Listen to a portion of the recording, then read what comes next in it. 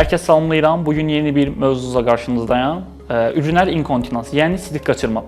İnsanların əksəriyyəti yaşlarının müəyyən yaşlardan sonra sidik qaçırmadan şikayətçi olurlar.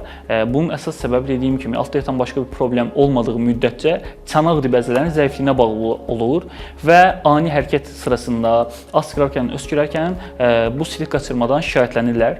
Qadınlarımız daha çox buna meyilli olurlar, yatqın olurlar bu problemə. Niyə? Çünki keçmişində bir hamiləlik, bir doğum süreci keçirdikləri üçün daha yatqınlar bu olaya və bu bir patologiyadır. Bunu heç birimiz normallaşdırmalı deyilik. Bu kimi şikayət oluruqsa bu mövzudan mütləq şəkildə bir mütəxəssisə başvuru etməliyik.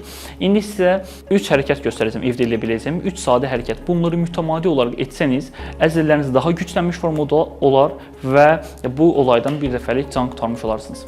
İlk hərəkətimizi göstərəcəm indi sizə. Bir dəsmalı rulo şəklinə gətiririk. Qoyuruq dizlərimiz arasına.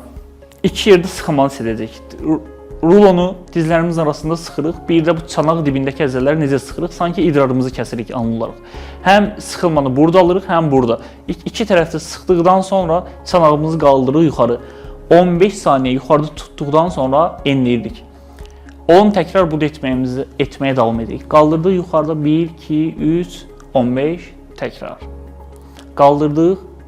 Hər iki yerdə sıxılmanı hiss etdik. Sərbəst. Bu birinci hərəkətimiz.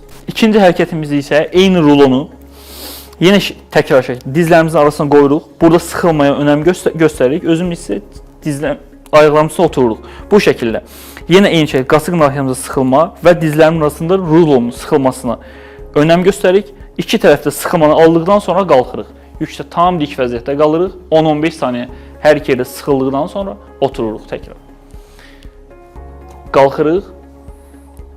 Hər iki yerdə sıxılmanı hiss edirik. Ondan sonra təkrardan əvvəlki vəziyyətə qaytarırıq. Üçüncü hərəkətimiz isə gün ərzində mütəmadi olaraq 30-40 dəqiqə yürüyüş etməyimiz vacibdir.